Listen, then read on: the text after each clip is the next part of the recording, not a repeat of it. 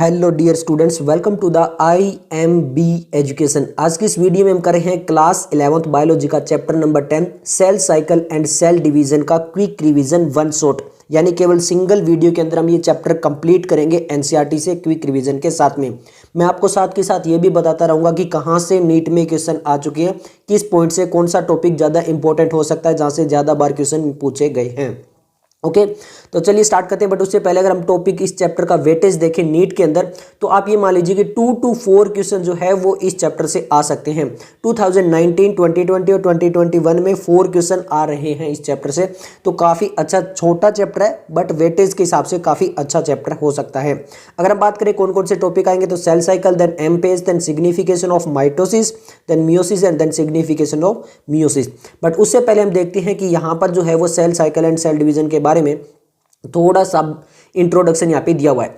अब हमें ये पता है कि जितने भी लिविंग ऑर्गेनिजम्स होते हैं, चाहे वो कितना भी लार्जेस्ट लिविंग ऑर्गेनिज्म हो, उनकी जो लाइफ होती है वो स्टार्ट होती है किससे? केवल सिंगल सेल से। अब आप ये पूछेंगे कि अगर वो सिंगल सेल से ही स्टार्ट होती है, वो इतना लार्ज ऑर्गेनिज्म कैसे बनता है? तो सिंपल ऐसा समझिए कि जो भी सेल्स होते हैं उनके पास दो मेन कैरेक्टरिस्टिक्स होते हैं, एक होता है ग्रोथ एंड एक होता है रिप्रोडक्शन। यानी जो सेल छोटा है पहले वो ग्रो करेगा एंड देन वो क्या कर जाएगा? रिप्रोड्यूस कर जाएगा, यानी 2 सेल्स में डिवाइड हो जाएगा। ये जितने भी लिविंग ऑर्गेनिज्म होते हैं उन सेल में ये प्रॉपर्टी होती है। क्लियर हो गया? तो यहाँ पे लिखा देखिए, all cell reproduce by dividing into 2, यानी जितने भी सेल्स होंगे वो डिवाइड कर जाएंगे 2 के अंदर, और फिर वो क्या करेंगे? जो पेरेंट सेल्स है वो फिर डॉटर सेल्स बनाएंगे और फिर वो वापस डिवाइड कर जाएंगे, और इस तरह से एक कंटिन्यूस प्रोसेस जो वो चलता रहेगा। और इस कंटिन्यूस प्रोसेस की वजह से एक जो सेल पॉपुलेशन बन जाएगी is formed by the growth and division of a single parental cell its progeny. Clear हो गया? अगर मैं दूसरे शब्दों में कहूं, जैसे NCERT बोलती है, such cycle of growth and division allow a single cell to form a structure consisting of millions of cell. होता क्या? मान लीजिए एक सेल डिवाइड करता है, फिर वो 2 बनाता है, फिर वो फिर डिवाइड करते हैं, फिर वो 2 बनाते हैं, फिर वो डिवाइड करते हैं। तो इस टाइप से पूरी एक चेन चलती है, जिसकी वजह से आप ये सोचिए कि कितने सारे सेल्स जो वो बन जाते हैं। क्लियर हो गया? अब हम बात करते हैं व्हाट इज सेल साइकिल के बारे में, जो NCERT बताती है। अब यहाँ तक ये चीज़ हमें पता चल गई कि सेल डिवीजन जो है वो बहुत ही एक इंपॉर्टेंट प्रोसेस होता है सभी लिविंग ऑर्गेनिज्म में। तो यहाँ पर सेल साइकिल क्या है और सेल डिवीजन क्या है? देखिए, जब सेल डिवीजन हो रहा होता है तो वहाँ पर आपका DNA रेप्लिकेशन भी होता है, सेल ग्रो भी हो रहा होता है। तो वहाँ पर बहुत सारे प्रोसेस होते हैं, जैसे सेल डिवीजन हो गया, DNA रेप्लिकेशन हो गया और आपका सेल ग्रोथ हो गया। तो सेल डिवीजन तो एक कंटिन्यूस, उसमें जो है वो थोड़ा सा पार्ट आएगा, बट जो पूरा सेल है उसमें और भी प्रोसेस होंगे, DNA रेप्लिकेशन होगा, वो ग्रो भी होगा। तो ये सारे इवेंट जो हैं वो क्या कहलाते हैं? सेल साइकिल के अंदर आते हैं। क्लियर हो गया? देखिए लिखा हुआ है, the sequence of events by which a cell duplicates its genome, synthesize the other constituent of the cell and eventually divide into 2 daughter cell is termed as cell cycle। Clear हो गया? यानी वो सीक्वेंस जिसके द्वारा एक cell पहले duplicate करता है अपने जीनोमिक मटेरियल को, यानी DNA को, और भी अदर कंस्टिट्यूएंट, जैसे अगर हम यूकैरियोटिक की बात करें तो वहाँ पर हमें सेल ऑर्गेनल्स वगैरह भी देखने को मिलेंगे, उसके अंदर प्रोटीन वगैरह और भी बहुत सारी चीज़ों की रिक्वायरमेंट होगी, वो भी उसको सिंथेसाइज करने होते हैं, और उसके बाद में वो इवेंचुअली क्या हो जाता है? डिवाइड हो जाता है 2 डॉटर सेल के अंदर। वो क्या कहलाता है? सेल साइकिल कहलाता है।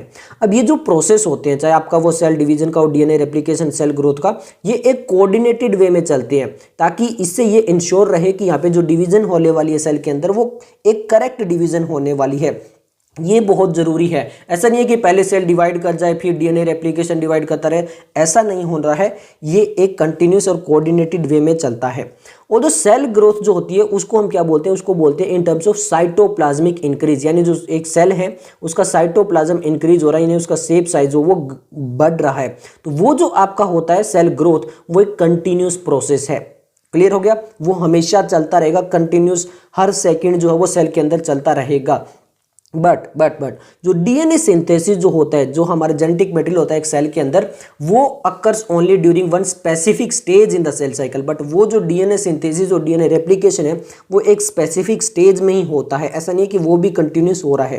The replicated chromosome that is DNA are then distributed to daughter nuclei by a complex series of events during cell division. और फिर जो है वो डिवाइड किया जाता है, कॉम्प्लेक्स सीरीज चलती है, उसके द्वारा 2 सेल के अंदर जो है वो आपका रेप्लिकेटेड DNA डिवाइड किया जाता है।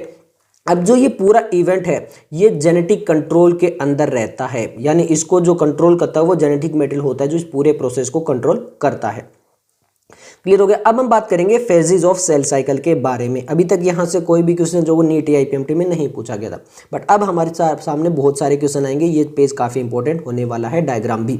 तो अब हम बात करते हैं फेजेस ऑफ सेल साइकिल। मतलब हमें ये तो पता चल गया कि सेल साइकिल क्या होती है। वो सारे इवेंट्स जो कि हमें सेल डिवीजन के टाइम पे हो रहे होते हैं, सेल ग्रोथ हो रही होती है, डीएनए रेप्लिकेशन हो रहा होता है, सेल डिवीजन, वो सारे क्या कहलाते हैं, सेल साइकिल। बट उसमें फेज डिवाइड कर दिया अलग अलग। अगर हम एक टिपिकल यूकेरियोटिक सेल की बात करें, जैसे मान लो ह्यूमन सेल की बात करें, ओके, मान लेते हैं हम ले लेते हैं एक चिक सेल, ठीक है। तो वहां पर जो एक सेल होता है उसको अप्रोक्सीमेटली 24 आवर लगते हैं डिवाइड होने में। कितने आवर लगते हैं? 24 आवर। बट ये जो ड्यूरेशन है 24 आवर वाली, ये वेरी कर सकती है ऑर्गेनिज्म टू ऑर्गेनिज्म और cell type to cell type. यानी अगर मैं बात करूं कि ह्यूमन चिक के अंदर जो स्किन का सेल्स है वो हो सकता है कि 24 आवर ले। वही अगर मैं बात करूं आरबीसी की तो वो हो सकता है और कम ले। मैं अगर बात करूं डब्ल्यूबीसी की वो हो सकता है और कम ले। मैं बात करूं लीवर सेल की तो वो हो सकता है अलग टाइम ले। तो ये जो है वो डिपेंड कर सकता है टाइप ऑफ सेल के अंदर भी, और ऑर्गेनिज्म पे डिपेंड कर सकता है। फॉर एग्जांपल यहाँ पे देखिए एक और एग्जांपल दिया, जैसे ईस्ट की अगर हम बात करें तो यहाँ पर जो सेल साइकिल होती है वो 90 मिनट्स की होती है। मतलब पूरा सेल स्टार्ट होता है, ग्रो होता है और डिवाइड हो जाता है 90 मिनट्स के अंदर। क्लियर हो गया। तो ये जो पूरा साइकिल के अंदर जो फेजेस चलती है उनको दो मेन फेज में डिवाइड किया गया, एक इंटरफेज और एक एम फेज। इंटरफेज को जो हम फर्दर डिवाइड करेंगे 3 फेज के अंदर। कौन कौन सी होगी? G1, S और G2। जो माइटोसिस फेज जिसको एम फेज भी बोलते हैं, इसको हम फर्दर डिवाइड करेंगे 4 स्टेज के अंदर। कौन कौन सी? प्रोफेज, मेटाफेज, एनाफेज और आपकी टीलोफेज। इनको फर्दर हम डिवाइड करेंगे। क्लियर हो गया। बट अभी जो मेन जो डिवाइड किया जाता है, जो बेसिक फेज जिसमें डिवाइड किया जाता है एक सेल साइकिल को, होती है इंटरफेज और एम फेज चलती है। पहले हम इंटरफेज स्टडी करते हैं, देन हम एम फेज की तरफ जाएंगे। अब इंटरफेज क्या होती है? क्लियर है। बात यहाँ पे आती है कि इंटरफेज होती क्या है। तो इंटरफेज वो होती है जब एक्चुअल में सेल डिवाइड नहीं करता है। तो एम फेज क्या होती है? एम फेज वो होती है represent phase when the actual cell division और mitosis occurs in the interphase represent the phase between 2 successive M phase. तो एम फेज वो होती है जहां पे एक्चुअल में सेल डिवाइड करता है। तो एम फेज क्या होती है? एम फेज होती है, सॉरी इंटरफेज क्या होती है? फिर इंटरफेज होती है 2 एम फेज के बीच का जो स्पेस होता है। तो फिर इंटरफेज के अंदर होता क्या है और ये कितनी बड़ी हो सकती है, इनमें डिफरेंस और क्या हो सकते हैं। अब देखिए यहां पर मान लीजिए हमने बात की थी कि वो 24 आवर जो है वो ह्यूमन चिक सेल लेता है डिवाइड होने में। क्लियर है। बट एक्चुअल में जो प्रॉपर लास्ट सेल डिवीजन होगी वो तो लास्ट के 1 आवर में हो जाएगी। बाकी जो 23 आवर लगे हैं वो इंटरफेज के हैं, जो कि 95% of duration of the cell cycle ले लिया। अब आप कहोगे कि ऐसा क्या है कि इसने इतना सारा टाइम ले लिया, ऐसा इंटरफेज में क्या होता है? तो देखिए इंटरफेज में क्या होता है, पहले सेल ग्रो करता है, उसका जेनेटिक मटेरियल जो होता है वो डुप्लीकेट होता है, मतलब वो रेप्लिकेट होता है। देन जाके जब सारा काम हो जाता है देन तो उसके बाद में उनको डिवाइड ही करना है, तो वो तो एम फेज में जल्दी हो जाएगा। बट उससे पहले वाली चीज़ें जो होती है उसमें टाइम लगता है। फॉर एग्जाम्पल आप नीट का एग्जाम देते हो, बट आप प्रिपरेशन पूरे साल करते हो, तीनों सब्जेक्ट पढ़ते हो, और आपका एग्जाम कितने आवर का हो जाता है? 3.5 आवर लगभग होता है, और फिर एग्जाम आपका क्लियर हो जाता है। तो यहाँ पर ये चीज़ें हैं, आपने तैयारी जो करते हो उसमें हमेशा ज़्यादा टाइम लगता है, एक्चुअल जो वर्क होता है उसमें इतना नहीं टाइम लगता। तो यही चीज यहां पर भी है। ओके, तो फिर उसके बाद क्या होता है? देखिए एम फेज जो होता है वो स्टार्ट होता है न्यूक्लियर डिवीजन पे। एम फेज की बात कर रहा हूं मैं, इंटरफेज की नहीं। इंटरफेज पे वापस आएंगे हम, पहले एम फेज यहाँ पे जो बता रहा है एनसीईआरटी उसके अकॉर्डिंग। एम फेज जो होता है वो स्टार्ट करता है न्यूक्लियर डिवीजन। अब न्यूक्लियर डिवीजन को हम बोलते हैं कैरियोकाइनेसिस। कैरियो कहीं पे भी वर्ड आए, KARYO, ये कहीं पे भी वर्ड आए बायोलॉजी के अंदर, तो इसको आप समझ लेना, ये बताने की कोशिश कर रहे हैं न्यूक्लियस के बारे में। ठीक है। काइनेसिस कहीं पे भी वर्ड आए समझ लेना, बायोलॉजी के अंदर वो बात कर रहा है डिवीजन के बारे में। तो कैरियोकाइनेसिस यानी जो न्यूक्लियर डिवीजन है उसके बारे में बात कर रहा है। तो एम फेज स्टार्ट होगी न्यूक्लियर डिवीजन से और एंड हो जाएगी साइटोप्लाज्मा में। साइटो मतलब सेल यानी साइटोप्लाज्म, और काइनेसिस मतलब डिवीजन। तो एम फेज होती है वो कैरियोकाइनेसिस से स्टार्ट होती है, एम फेज और जो आपका साइटोकाइनेसिस है वहां पर कंप्लीट हो जाती है। क्लियर है। ओके, अब हम आते हैं वापस इंटरफेज पे, और अब हम इंटरफेज को थोड़ा डिटेल में स्टडी करते हैं। द इंटरफेज तो कॉल्ड द रेस्टिंग फेज। तो इंटरफेज को रेस्टिंग फेज भी बोलते हैं। रेस्टिंग फेज तो एक्चुअल में नहीं होती, यहाँ पे बहुत सारा वर्क हो रहा होता है, बट ऐसा लगता है क्योंकि एक्चुअल में सेल डिवाइड नहीं हो रही है तो ऐसा ही लगता है। जैसे नीट की तैयारी कर रहे हो तो सबको लगता है कुछ नहीं कर रहा है, तो सेम उस टाइप से। Is the time during which the cell is preparing for the division. तो यहाँ पर वो टाइम है जब वो सेल डिवीजन के लिए प्रिपेयर कर रहा है। Undergoing both cell growth and DNA replication. तो यहाँ पे सेल ग्रोथ भी हो रहा है और डीएनए रेप्लिकेशन भी हो रहा है, but in an orderly manner, एक ऑर्डर के अंदर हो रहा है। मैंने बताया था इंटरफेस डिवाइड होगी 3 फर्दर में, तो वही है, पहले है G1 then MS phase then G2 phase. अब इनको एक एक करके डिटेल में स्टडी करते हैं। क्लियर है? अब यहां से जो हम बात करें, जो G1 S G2 ये सब फेज है और ये जो डायग्राम दिया हुआ है, एक बार इसको देख लेते हैं। ये इस डायग्राम से बहुत इंपॉर्टेंट है। आप कहोगे क्यों? क्योंकि AIPMT 2009 में, नीट 2020 और 2021 में क्वेश्चन आ चुका, तो काफी इंपॉर्टेंट हो गया। रिसेंट में भी क्वेश्चन आ रहे हैं। तो अब मैं आपको बताने की कोशिश करता हूं। यहां से स्टार्ट होता है, जो रेड एरो स्टार्ट होता है, यहां से आपका जो है वो सेल साइकिल स्टार्ट होती है। तो यहां से ये जो ब्लू कलर वाली आउटलाइन दी गई है, एक्चुअल में ये चल रही है आपकी इंटरफेज। ये क्या चल रही है? इंटरफेज। अब इंटरफेज में पहली जो स्टेज आती है वो आती है G1, देन आती है S, देन आती है G2 फेज। देन ये जो ब्लैक बाउंड्री वाली है, ये जो फेज चल रही है वो चल रही है M फेज। M फेज के अंदर भी कोई चीजें आती है 4 में डिवाइड। पहला आता है prophase, then metaphase, then anaphase, then telophase. और जब ये टीलोफेज और ये सारे प्रोसेस हैं, ये आपके कैरियोकाइनेसिस के, यानी कैरियोकाइनेसिस यानी यहाँ पे न्यूक्लियर डिवीजन वाला प्रोसेस चल रहा है। एंड देन जो अगर आप देखोगे ये पिंक कलर में ये दिखाया गया है साइटोकाइनेसिस, यानी ये जो प्रोसेस है आपका ब्लू कलर वाला, ये तो आपका कैरियोकाइनेसिस यानी न्यूक्लियर डिवीजन वाला यहाँ से स्टार्ट होती है, और साइटोकाइनेसिस हो जाता है सेल डिवीजन हो जाता है, साइटोप्लाज्म डिवाइड हो जाते हैं, तो यहाँ पे M फेज एंड हो जाती है। क्लियर है?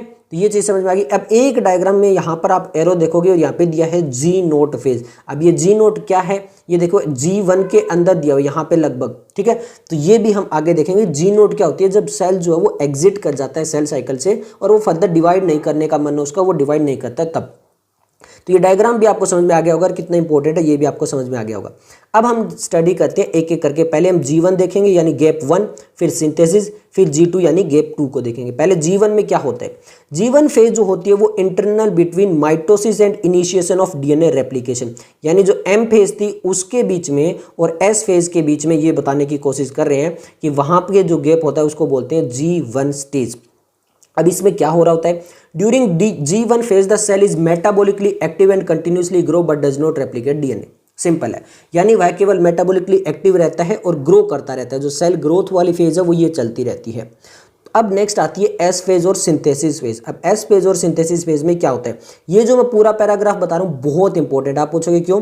क्योंकि 2014 में, 2016 में, 2019 में, 2020 में और 2021 में इस पूरे पैराग्राफ से क्वेश्चन आए हैं। इतनी बार क्वेश्चन आए तो बहुत इंपॉर्टेंट है, एक एक करके चला। अब बात करते हैं S फेज क्या होता है? सिंथेसिस फेज होता है। अब इसमें क्या होता है? Period during which DNA synthesis और रेप्लिकेशन टेक प्लेस। यही वो फेज है जहां पे डीएनए सिंथेसिस और रेप्लिकेशन होता है। क्लियर हो गया? तो ये सबसे इंपॉर्टेंट फेज होती है, इसीलिए नाम इसको दे दिया सिंथेसिस, यानी जहां पे डीएनए सिंथेसाइज हो रहा है। During this time the amount of DNA पर सेल इज डबल, यानी इस टाइम पे जो डीएनए का अमाउंट है वो डबल हो जाता है। बट एक चीज ध्यान रखनी है आपको, क्रोमोजोम जो होते हैं वो उतने ही रहते हैं। फॉर एग्जांपल ह्यूमन की बात करें 46 क्रोमोजोम है, S फेज के बाद में क्रोमोजोम 46 ही रहेंगे। पर अगर मैं बात करूं कि डीएनए कितना है, मान लो डीएनए यहाँ पे 2C अमाउंट में है, तो वो डीएनए जो है वो 4C अमाउंट में हो जाएगा। डीएनए डबल हो जाएगा, क्रोमोजोम नंबर अभी चेंज नहीं होंगे। क्लियर हो गया? ओके, आगे देखो लिखा भी हुआ, if the initial amount of DNA is denoted as 2C increase to 4C, however there is no increase in the chromosome number if the cell is diploid two n number of chromosome G1 after the S phase the number of chromosome remain the same that is 2n। यानी chromosome number उतने ही रहेंगे। अगर वो पहले haploid था तो haploid रहेंगे, diploid था तो डिप्लॉइड रहेंगे, जितने क्रोमोसोम थे उतने रहेंगे, बस केवल डीएनए का अमाउंट डबल हो जाएगा। ये तो एक चीज होती है। और क्या होता है? इन एनिमल सेल, जो एनिमल सेल होती है, during the S phase DNA replication begin in the nucleus. अब ये बात करें कि डीएनए रेप्लिकेशन कहां पे बिगिन होगा, वो होगा न्यूक्लियस के अंदर। And the centriole duplicates in the cytoplasm. और जो सेंट्रियोल हम पढ़ के आए थे cell cycle and cell the unit of life वाले चैप्टर के अंदर सेंट्रियोल पढ़ा था। ओके, उसका स्ट्रक्चर भी देखा था। तो यहाँ पर जो सेंट्रियोल होते हैं वो साइटोप्लाज्मा में भी डिवाइड कर रहे होते हैं, डुप्लीकेट कर रहे होते हैं। क्लियर है? अब आते हैं लास्ट हमारी G2 फेज, गैप 2 फेज में क्या होता है? During the G2 phase the protein are synthesized in preparation for mitosis. तो यहाँ पर जो है वो प्रोटीन सिंथेसाइज होने लगती है और माइटोसिस का प्रिपरेशन के लिए, और सेल ग्रोथ जो है वो अब भी कंटिन्यू चल रहा है। अब वो तो हम बात कर चुके हैं कि सेल ग्रोथ जो है कंटिन्यूस प्रोसेस है, वो चलता ही रहेगा। क्लियर है? ओके। अब यहाँ पर बात करते हैं कि कुछ ऐसे सेल्स होते हैं जो डिवाइड नहीं करते हैं, यानी एक एक्सेप्शन जो हमने डायग्राम में बताया था G0 वाला, जिसको क्वेसेंट स्टेज भी बोलते हैं, उसके बारे में बात करते हैं। अब ये क्या होता है देखिए, some cells in the adult animal do not appear to exhibit division, यानी कुछ ऐसे सेल्स होते हैं जो डिवाइड नहीं करते हैं, जैसे हर्ट सेल। हर्ट सेल जो होते हैं वो डिवाइड नहीं करते हैं further. And many other cell divide only occasionally, और बहुत सारे ऐसे भी सेल होते हैं जो केवल ओकेजनली डिवाइड करते हैं। ओकेजनली कैसे? मान लो कि कोई आपको इंजरी हो गई या फिर कोई सेल डेथ हो गई, तो उसको रिप्लेस करने के लिए जो है वो वहाँ पे सेल डिवाइड कर सकता है। अब these cells do not divide further, अब ये सेल्स होते हैं वो फर्दर डिवाइड नहीं करते हैं। बहुत इंपॉर्टेंट लाइन लिखा है एनसीईआरटी में, एग्जिट द G1 फेज। तो G1 फेज को क्या करते हैं, वो एग्जिट करते हैं। 2019 और नीट 2021 क्वेश्चन स्टेज से क्वेश्चन आ चुका है। क्लियर है? And enter to an inactive stage called quiescent stage, और वो एक इनएक्टिव स्टेज में चले जाते हैं जहाँ पे वो फर्दर डिवाइड नहीं करते हैं। Clear? Cells in this stage remain metabolically active. अब इस स्टेज में स्टेज जो आपका सेल है वो तो एक्टिव रहेगा, वो तो लिविंग स्टेज में रहेगा, वो तो मेटाबॉलिज्म करता रहेगा, but no longer proliferative unless called on to do so depending on the requirement of the organism. But वो जो है वो आपका सेल जो है वो डिवाइड नहीं करेगा जब तक उसको ऐसा करने को ना कहा जाए जेनेटिक मटेरियल के द्वारा। क्लियर है? तब तक वो कोई भी डिवीजन आगे फर्दर नहीं करेगा, G1 से एग्जिट हो जाएगा। ओके, अब हम बात करते हैं कि एनिमल सेल और प्लांट सेल में क्या होता है। तो देखिए, इन एनिमल सेल की बात करें तो यहाँ पे माइटोटिक सेल डिवीजन जो होती है, माइटोटिक हम दो टाइप की पढ़ेंगे, मियोसिस और माइटोटिक। तो जो माइटोटिक सेल डिवीजन है वो केवल और केवल डिप्लॉइड ऑर्गेनिज्म जो होते हैं वो उसमें सोमेटिक सेल में देखने को मिलती है। कौन सी? सोमेटिक सेल में देखने को मिलती है। ये इंपॉर्टेंट है क्योंकि गैमेटिक सेल जो होते हैं उसमें क्या मिलेगी, मियोसिस मिलेगी, क्योंकि डिप्लॉइड से हैप्लॉइड करना पड़ सकता है इसलिए। तो माइटोटिक सेल जो होती है वो एनिमल्स के अंदर ज्यादातर कहाँ पे मिलती है, सोमेटिक सेल के अंदर देखने को मिलती है। बट इसका भी एक एक्सेप्शन दिया हुआ है, there are few exception to this where haploid cell divide, जहाँ पे हैप्लॉइड सेल भी माइटोसिस से डिवाइड कर सकता है। For example male honey bee, male honey bee जहाँ पे हम सेक्स डिटर्मिनेशन वाला पढ़ेंगे, ओके, वहां पर भी हम ये चीज देखेंगे क्लास 12th में चैप्टर नंबर 5 के अंदर, तो वहां पर भी ये चीजें हम पढ़ेंगे। क्लियर है? आगे आते हैं उसके बाद में, against this the plant can show mitotic division in both haploid and diploid. But जो प्लांट्स होते हैं वहां पर हैप्लॉइड और डिप्लॉइड दोनों में माइटोटिक डिवीजन हो सकती है। और आपने चैप्टर 3 के अंदर जो प्लांट किंगडम चैप्टर था वहां पे अल्टरनेशन ऑफ जनरेशन के अंदर haplontic life cycle, diplontic life cycle, haplodiplontic life cycle पढ़ी थी। और वहां पे आपको पता होना चाहिए कि हमने क्या चीज पढ़ी थी, कि कहाँ पे डिप्लॉइड में हो रही थी और कहाँ पे हैप्लॉइड में हो रही थी, तो वहां से आप पता कर सकते हो। क्लियर है? तो अब हम बात करते हैं एम फेज के बारे में। एम फेज जो यहाँ पे एनसीईआरटी लिखती है कि ये most dramatic period of the cell cycle है। अब ऐसा क्यों? क्योंकि मान लीजिए एक सेल है, सेल के अंदर न्यूक्लियस है, उसके अलावा यहाँ पे साइटोप्लाज्म, और साइटोप्लाज्म में और भी अदर ऑर्गेनल्स होते हैं। तो यहाँ पर होता क्या है, जो एम फेज होती है एक्चुअल सेल डिवीजन तो यहाँ पे हो रही होती है, इस वजह से मेजर रीऑर्गेनाइजेशन होता है virtually all component of the cell, यानी सेल के अंदर जितने भी कंपोनेंट है उसका एक तरह से रीऑर्गेनाइजेशन होगा, सब कुछ टूटेगा बिखरेगा और दोबारा से दो सेल बनेंगे, तो उनमें सब कुछ दोबारा से सेट होगा। तो यहाँ पे सब कुछ रीऑर्गेनाइजेशन हो रहा है, इसलिए जो है वो यहाँ पर क्या होता है, आपका मोस्ट ड्रामेटिक फेज होता है। अब जो एम फेज, जिसको माइटोटिक फेज भी बोलते हैं, उसको एक अदर नाम भी दिया गया, इक्वेशनल फेज भी उसको बोलते हैं। अब इक्वेशनल फेज क्यों बोलते हैं? Since the number of chromosome in the parent and progeny cell is the same, it is called equational। क्योंकि जो नंबर है क्रोमोसोम के वो इक्वल है, यानी पहले जितने थे डिवीजन के बाद में भी उतने ही रहे। मान लो पहले 10 थे तो बाद में भी 10 रहे, तो इसलिए यहाँ पर इसको इक्वेशनल डिवीजन बोला जाता है। अब क्योंकि यहाँ पर जो वो केवल कैरियोकाइनेसिस चल रही होती है, यानी न्यूक्लियर डिवीजन चल रहा होता है, तो यहाँ पर इसको हम 4 स्टेज में डिवाइड करते हैं। बट 4 स्टेज में हमने कौन कौन सी है, प्रोफेज, मेटाफेज, एनाफेज और टीलोफेज। बट यहाँ पर क्लियर कट डिवाइड लाइन हम नहीं खींच सकते हैं। ये नहीं है कि भाई ये बिल्कुल क्लियर कट डिवाइड कर दें, ऐसा नहीं हो सकता है, क्योंकि ये एक प्रोग्रेसिव प्रोसेस है, यानी जो कैरियोकाइनेसिस ये भी एक कंटिन्यूस प्रोसेस है। बट हमने अपने कन्वेंस के लिए, अपनी आसानी के लिए जो है वो क्या कर दिया है, इनको 4 स्टेज में डिवाइड कर दिया गया है। यानी ये इतना फंक्शन परफॉर्म हो गया तो ये एक स्टेज होगी, इतना फंक्शन परफॉर्म हो गया तो दूसरी स्टेज होगी, ये फंक्शन परफॉर्म हो गया तो तीसरी स्टेज होगी, उस टाइप से इनको डिवाइड किया गया है। अब आपको यहाँ पे इक्वेशनल डिवीजन रख के जो वो थोड़ा सा कंफ्यूजन आता है कि हम ये बात कर रहे थे कि जो हमारे इंटरफेज के अंदर एस फेज थी वहां पे क्रोमोजोम नहीं बढ़े बट डीएनए डबल हो गया, और फिर यहाँ पर भी क्रोमोजोम नहीं बढ़ेंगे उतने ही रहेंगे, तो फिर वो डीएनए डबल हुआ। और ये सब कुछ क्या हो रहा है, अगर जो बेसिक जिसका क्लियर नहीं है थोड़ा सा उसके लिए बता दूं।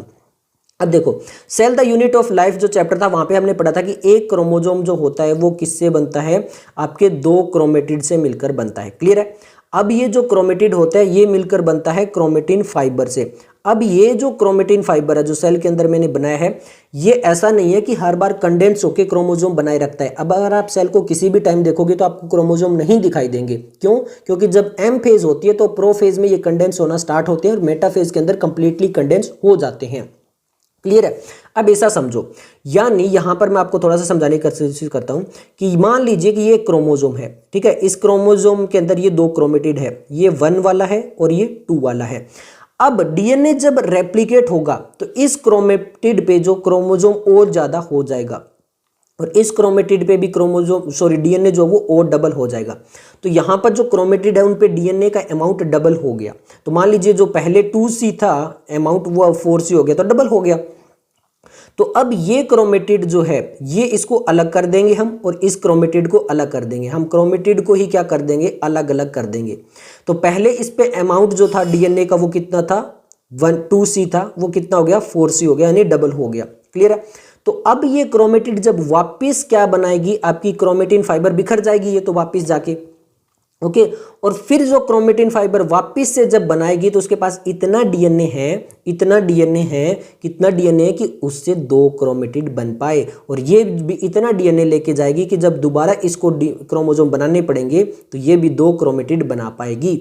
तो उसकी वजह से क्या होगा, जब डॉटर सेल जो है जहाँ पे डिवीजन हो जाएगा वहाँ पे क्रोमेटिड तो एक ही जाएगा, क्रोमेटिड तो एक ही जाएगा, बस उसके पास इतना डीएनए होगा, कितना डीएनए होगा कि वो वापस एक पूरा क्रोमोसोम बना पाए, यानी 2 क्रोमेटिड बना पाए। डीएनए इतना हो जाएगा उसके पास में। क्लियर हो गया। तो इसलिए ये इक्वेशनल डिवीजन रहती है और यहाँ पे हम क्रोमेटिड को ही अलग करेंगे पर उस एक क्रोमेटिड में इतना चीजें होगी। आई होप आपको ये चीज समझ में आ गई होगी जिसका बेसिक क्लियर नहीं था। अब हम स्टार्ट करते हैं एक एक स्टेज करके। पहले बात करते हैं प्रोफेज के बारे में। प्रोफेज जो है वो सबसे पहली स्टेज है कैरियोकाइनेसिस की, यानी ये S1 और G2 फेज जैसे ही कंप्लीट होती है, ओके, उसमें बाद में क्या स्टार्ट हो जाती है, आपकी प्रोफेज स्टार्ट हो जाती है।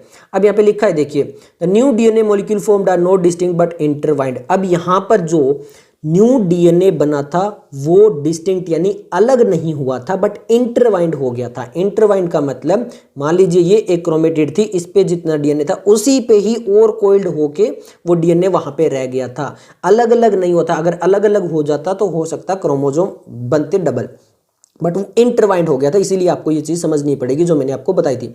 Prophase is marked by the initiation of condensation of chromosomal material. अब समझ में आ गया। तो कंडेंसेशन जो है वो जो आपके क्रोमेटिन फाइबर बिखरे हुए थे उनका कंडेंसेशन कहाँ पे इनिशिएट होता है, कहाँ पे स्टार्ट होता है, प्रोफेज में। क्रोमोसोमल जो होते हैं, क्रोमोसोमल मटेरियल जो होते हैं become untangled during the process of chromatin condensation.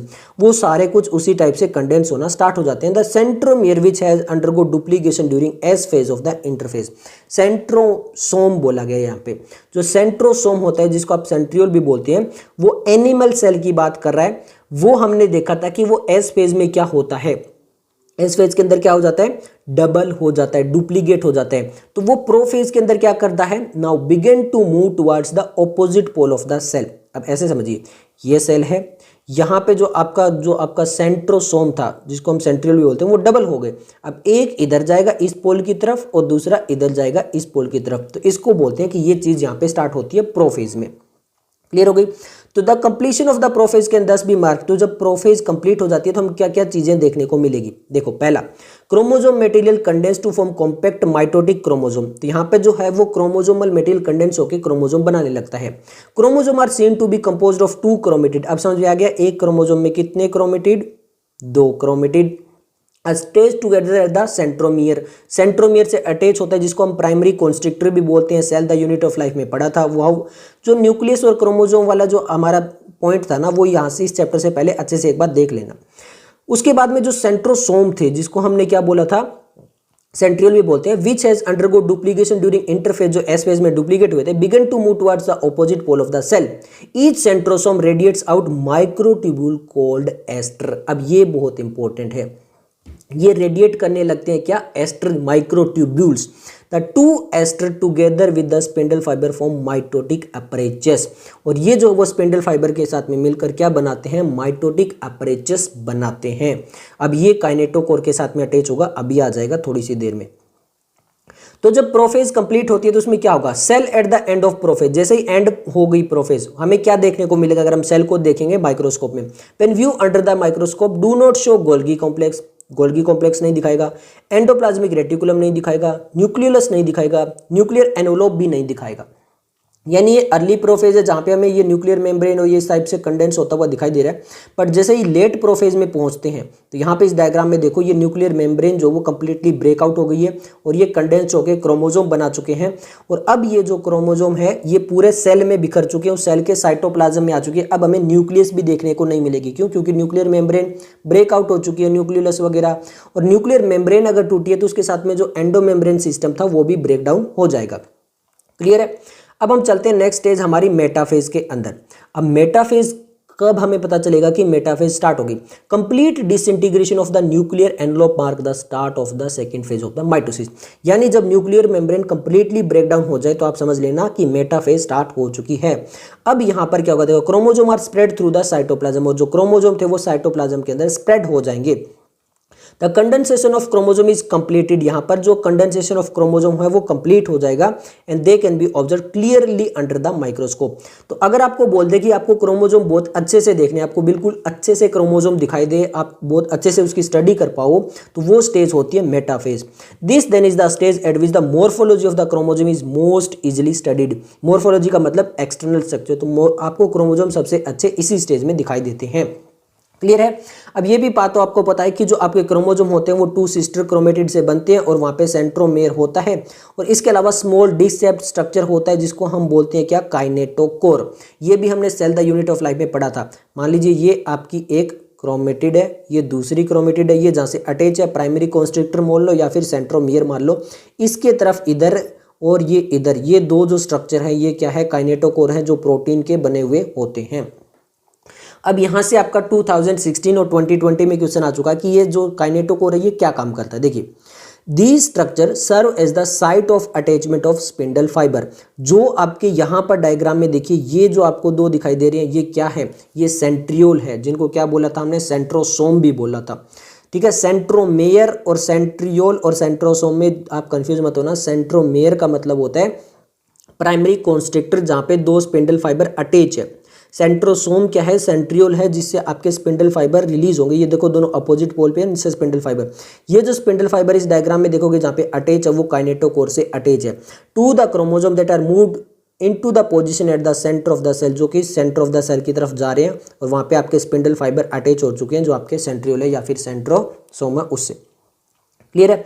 The metaphase is characterized by the all chromosome coming to light at the equator and one chromatid of each chromosome connected to its kinetochore to the spindle fiber from one pole, its sister chromatid connected by the kinetochore to the opposite pole। कुछ नहीं है, simple मैं बता देता हूँ क्या कह रहे हैं कि जो इधर वाला आपका, मान लीजिए ये हमने बना दिया एक DNA, क्लियर है, सॉरी क्रोमोजोम, ये क्रोमोजोम बना दिया। यहाँ पे आपको मैं समझा देता हूँ ऐसे, ये इसके पास दो क्रोमेटिड हो गई, ये 1 वाली ये 2 वाली, यहाँ पे काइनेटोकोर हो गई ये 1 वाला और ये काइनेटोकोर हो गया 2 वाला। अब एक तो आपका इधर होगा क्या, सेंट्रोसोम या फिर जिसको बोलते हैं सेंट्रियोल बोल लो, कंफ्यूज नहीं होना, सेंट्रियोल बोल लो इसको, ठीक है, क्योंकि लास्ट चैप्टर में सेंट्रियोल ही बोला था। तो सेंट्रियोल बोलो, यहाँ से क्या है आपका स्पिंडल फाइबर इधर अटैच हो गया और इधर वाले का स्पिंडल फाइबर इधर अटैच हो गया। बस ये बताने की कोशिश की है यहाँ पर, ज़्यादा कंफ्यूज मत होना। आगे देखो लिखा, the plane of alignment of the chromosome at the metaphase refer to the metaphase plate, the key feature of the metaphase plate. अब ये देखो यहाँ पे ये है ट्रांजिशन टू मेटाफेज, ये ट्रांजिशन टू मेटाफेज है। यहाँ पे स्पिंडल फाइबर से आपके अटैच हो रहे हैं सेंट्रोमियर काइनेटोकोर के साथ में और ये इधर उधर जा रहे हैं, ये है मेटाफेज। मेटाफेज का मतलब सेंटर के अंदर आपके सारे क्रोमोसोम देखो अलाइन हो गए हैं और ये आपके दो सेंट्रियोल हैं और इनसे स्पिंडल फाइबर से अटैच हो गए हैं, तो ये कहलाती है मेटाफेज प्लेट। क्लियर है। अब इसमें दो मेन फीचर क्या है, spindle fibre attach to kinetochore, ये हो गया। Chromosome are move to the spindle equator and get aligned along metaphase plate through the spindle fibre of the both pole. ये क्लियर हो गया। तो ये इस टाइप से अटैच हो गए। ये किस में होता है? मेटाफेज में होता है। यहाँ से आपका जो AIPMT 2011 में क्वेश्चन आ चुका है। नेक्स्ट चलते हैं अब एनाफेज। अब एनाफेज में क्या होगा? एक एक स्पिंडल फाइबर, यानी एक क्रोमोसोम में 2 स्पिंडल फाइबर थे, ठीक है। तो यहाँ पर जो आपके क्रोमेटिड थे, एक क्रोमेटिड इधर ले जाएगा और दूसरा क्रोमेटिड इधर चला जाएगा। जो स्पिंडल फाइबर से अटैच थे ना काइनेटोकोर से, बस ये एनाफेज में होगा। मतलब ये क्रोमेटिड इधर चली जाएगी, ये क्रोमेटिड इधर चली जाएगी। इसके पास इतना DNA कि वो बाद में वापस इस क्रोमेटिड को बना पाएगी, और इसके पास में भी इतना DNA कि वो बाद में इस क्रोमेटिड को बना पाएगी। अब इसमें ये लिखा भी है, देखिए, and the end of anaphase. Anaphase में क्या हो रहा है? Each chromosome arrange at the metaphase plate is split simultaneously and the 2 daughter chromatid now refer to as the daughter chromosome. तो ये जो क्रोमेटिड है, जो सिंगल क्रोमेटिड इधर जा रही है या उधर जा रही है, जो सेपरेट हो चुकी है, तो डॉटर क्रोमेटिड जो सेपरेट हो चुकी है, उसको क्या बोलेंगे हम? Daughter chromosome of the future daughter nuclei. जो फ्यूचर में न्यूक्लियाई बनेगी, उसके जो क्रोमोसोम बनेंगे वो केवल एक क्रोमेटिड ही बना पाएगी। यहाँ पे क्रोमेटिड कितनी थी? 2 क्रोमेटिड थी। तो एक क्रोमेटिड इधर चली जाएगी साइमल्टेनियसली स्प्लिट होके, और एक क्रोमेटिड इधर चली जाएगी। वो क्रोमेटिड बाद में न्यूक्लियाई बनेगी, उसमें क्रोमोसोम बना पाएगी। तो यहाँ पर ये इन्होंने बता दिया। Begin their migration towards the opposite pole. Each chromosome move away from the equatorial plate, और इक्वेटोरियल प्लेट से अवे चले जाते हैं। ये इक्वेटोरियल प्लेट थी, एक क्रोमेटिड इधर, एक क्रोमेटिड इधर। ये इन्होंने बताने की कोशिश की। Remain direction toward the pole and hands at the leading edge with the arms of the chromosome trailing behind। और तो आर्म्स जो होती है क्रोमेटिड की वो ऐसे रह जाएगी, और ये काइनेटोकोर इधर हो जाएगा, इसको इधर खींचेगा, और ये भी ऐसे हो जाएगी, और इसको भी काइनेटोकोर इधर खींचेगा। जैसे मान लो कि 2 प्रेमी हैं, उनको इधर खींच रहे हैं, तो उनके हाथ तो ऐसे ही रहते हैं ना आगे की तरफ, तो इस टाइप से फिल्मों वाला जो होता है वो। दस anaphase stage is characterised by the following की। तो ये देखिए एनाफेज में यही हो रहा है। देखिए इनके दोनों के हाथ क्रोमेटिड मतलब जो है वो इधर मूव करे हुए हैं, बट जो आपका काइनेटोकोर की मदद से स्पिंडल फाइबर ने और सेंट्रियोल ने मिलकर इनको इधर अपोजिट साइड में खींच लिया। अब यहाँ से आपका नीट 2017 में क्वेश्चन आ चुका है। डायग्राम भी बहुत इंपॉर्टेंट है, AIPMT में आ चुके हैं। सेंट्रोमियर जो है वो स्प्लिट हो चुका है, क्रोमेटिड जो वो सेपरेट हो चुकी है, क्रोमेटिड जो वो अपोजिट पोल में जा चुकी है। ऐसा होता है एनाफेज के अंदर। देखते हैं टीलोफेज में क्या होता है। टीलोफेज में ये होता है, at the beginning of the final stage of karyokinesis that is telophase the chromosome that have reached their respective pole decondense and lose their individuality. अब यहाँ पर जो क्रोमोसोम थे वो इंडिविजुअलिटी अपनी लूज कर देंगे, और वो क्रोमेटिन फाइबर के अंदर जो वो स्प्रेड हो जाएंगे। और जब दोबारा से जब कंडेंसेशन का टाइम आएगा, दोबारा से जब वो क्रोमोसोम बनाएंगे, तो क्योंकि अब DNA इतना आ चुका है कि वो वापस उतने ही क्रोमोसोम बना पाए। The individual chromosome can no longer be seen at each set of the chromatin material tend to collect at each of the 2 poles. This is stage which show the following event. अब कौन से event होते हैं देखिए। Chromosome cluster at opposite spindle four and their identity is lost as discrete element. अब यहाँ पे कोई भी क्रोमोसोम नहीं बचा है। न्यूक्लियर एनवलप डेवलप होने लगती है वापिस से अब न्यूक्लियस बनने लगती है। देखो यहाँ पे येलो कलर में न्यूक्लियर मेम्ब्रेन दिखा रहे हैं। Around the chromosome cluster each pole during the 2 daughter nuclear. अब क्योंकि 2 न्यूक्लियर बन सकी है। अब ये ध्यान रखना है आपको, ये सेल एक ही है अभी तक। सेल कितना है? एक ही है अभी तक।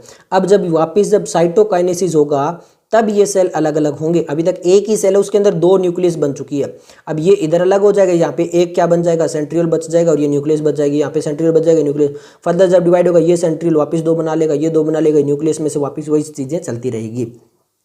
तो अब ये चीज समझ में आ गई होगी। इसके अलावा क्योंकि अब न्यूक्लियर मेम्ब्रेन बनने लग गई है, तो फिर न्यूक्लियस भी बनेंगे, गोल्गी कॉम्प्लेक्स भी बनेंगे, एंडोप्लाज्मिक रेटिकुलम जो आपका एंडो मेम्ब्रेन सिस्टम है कंप्लीट, वो भी बनने लग जाएगा। ये होता है टीलोफेज के अंदर। आई होप आपको क्लियर हो गया होगा। ओके, अब हम बात करने वाले हैं साइटोकाइनेसिस। साइटो मतलब साइटोप्लाज्म और काइनेसिस डिवीजन, यानी यहाँ पे साइटोप्लाज्म का डिवीजन होगा। तो माइटोसिस के अंदर जो क्या था वो आपका कैरियोकाइनेसिस तो कंप्लीट हो चुका है, बट माइटोसिस जब तक कंप्लीट नहीं मानी जाएगी जब तक वहां पर जो डॉटर सेल बने हैं, जो 2 डॉटर सेल आपके बने हैं डिवीजन के बाद में, उनका साइटोप्लाज्म भी डिवाइड ना हो जाए, जिसको साइटोकाइनेसिस बोला जाता है। जब साइटोकाइनेसिस कंप्लीट हो जाता है तभी हम बोलते हैं कि डिवीजन जो है वो कंप्लीट हो चुकी है। अब ये एनिमल सेल और जो आपके प्लांट सेल है वहां पर अलग अलग टाइप से होता है साइटोकाइनेसिस। अब आप बोलोगे ऐसा क्यों? क्योंकि एनिमल सेल के अंदर जो होती है वो सेल वॉल नहीं होती है, बट जो आपके प्लांट सेल होती है वहां पे हार्ड सेल वॉल होती है आउटसाइड की तरफ से। तो यहाँ पर जो एनिमल सेल की बात करती है वो कैसे होता है साइटोकाइनेसिस। तो देखिए यहाँ पे क्या होगा, appearance of A furrow in the cytoplasm membrane, the furrow gradually deepen and ultimately join in the centre dividing the cytoplasm into 2।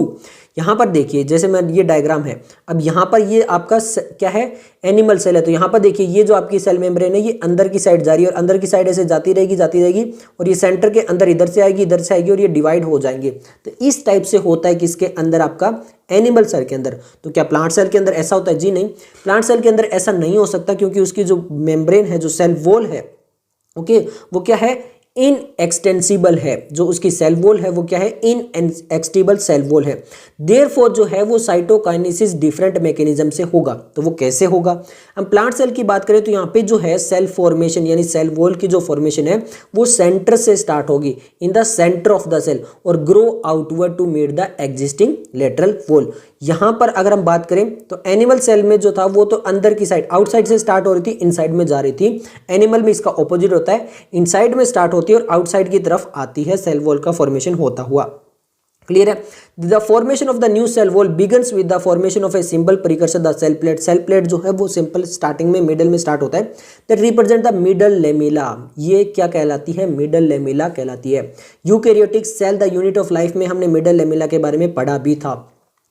Between the walls of the two adjacent cell at the time of the cytoplasmic division, organelles जो होते हैं cell organelle eukaryotic के अंदर, जैसे आपका mitochondria हो गया, जो प्लास्टिड हो गया, जिसके अंदर आपके ल्यूकोप्लास्ट, क्लोरोप्लास्ट वगैरह आते थे, वो भी दो जो डॉटर सेल्स बन रहे हैं उनके अंदर भी डिस्ट्रीब्यूट होते हैं। इसीलिए माइटोकॉन्ड्रिया था वो फिजन से डिवाइड करा था, यानी वन जो माइटोकॉन्ड्रिया वो डायरेक्ट डिवाइड करा था और उनके पास अपना जेनेटिक मेटेरियल इसलिए था। बट अब एक बहुत इंपॉर्टेंट है, जहाँ से कई बार आपका AIPMT में क्वेश्चन आ चुका है। अब यहाँ पर क्या है, in some organism karyokinesis not follow by cytokinesis. मतलब कैरियोकाइनेसिस हो गया, मतलब एक सेल के अंदर दो न्यूक्लियस तो बन गई, बट उसके बाद में साइटोप्लाज्म का डिवाइड नहीं हुआ। तो उस कंडीशन में क्या हो जाता है, मल्टी न्यूक्लिएटेड कंडीशन बन जाती है। मतलब सेल एक ही है बट न्यूक्लियस क्या हो गई, वहां पर दो हो गई, leading to the formation of syncytium. इसको बोलते हैं सिनसाइटियम। एक एग्जांपल दिया हुआ है, लिक्विड एंडोस्पर्म इन कोकोनट। जो कोकोनट के अंदर कोकोनट वाटर जो आप लेते हो वो लिक्विड एंडोस्पर्म कहलाता है, वो सिनसाइटियम यानी मल्टी न्यूक्लिएटेड वाला होता है। अब हम बात करते हैं सिग्निफिकेंस ऑफ माइटोसिस। सिग्निफिकेंस मतलब इसका क्या इंपॉर्टेंट रोल प्ले होता है। तो वैसे तो जो माइटोसिस जिसको हम इक्वेशनल डिवीजन बोलते हैं वो रेस्ट्रिक्टेड होती है केवल डिप्लॉइड सेल में, बट इसके अलावा जो लोअर प्लांट्स होते हैं जैसे आपकी एल्गी वगैरह, जहाँ पे कौन सी होती है, हैप्लॉन्टिक लाइफ साइकिल होती है।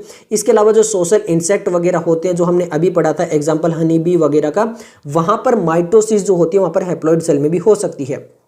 ओके अब it is very essential to understand the signification of this division. अब बहुत इंपॉर्टेंट हो जाता है, क्यों? क्योंकि देखिए mitosis usually result in the production of diploid daughter cell with identical genetic complement. यानी ये जो है वो डिप्लॉइड डॉटर सेल बनाते हैं और जितना क्रोमोसोम होता है पहले उतना ही बाद में रखते हैं।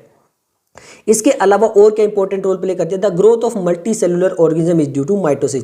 मतलब एक मल्टी सेलुलर ऑर्गेनिज्म वो सिंगल सेल से स्टार्ट होता है, बट उसमें बहुत सारे सेल किसकी वजह से बनती हैं, माइटोसिस की वजह से बनती हैं।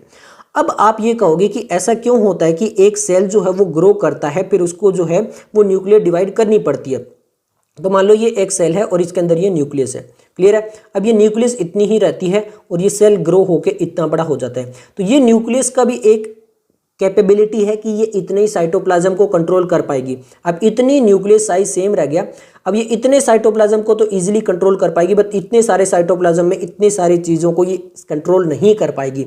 तो ये रेशियो जो है वो डिस्टर्ब हो जाता है। तो यहाँ पर एक न्यूक्लियर और बनती है और फिर इस साइटोप्लाज्म में दो न्यूक्लियस हो जाती है। तो इसको बोलते हैं न्यूक्लियोसाइटोप्लाज्मिक रेशियो। देखिए cell grow result in the distributing the ratio between the nucleus and the cytoplasm is therefore become essential for the cell to restore the nucleocytoplasmic ratio.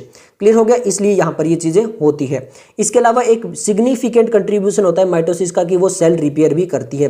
जैसे एपिडर्मिस की लेयर जो होती है वो बार बार ब्रेक डाउन होती है तो उसको रिपेयर करने में काम करती है। इसके अलावा माइटोटिक डिवीजन होता है मेरिस्टेमेटिक टिश्यू में, वो चाहे एपिकल हो चाहे लेटरल मेरिस्टेमेटिक हो, वहां पर जो आपकी ग्रोथ होती है कंटिन्यूस वो किसके थ्रू होती है, माइटोसिस के थ्रू होती है।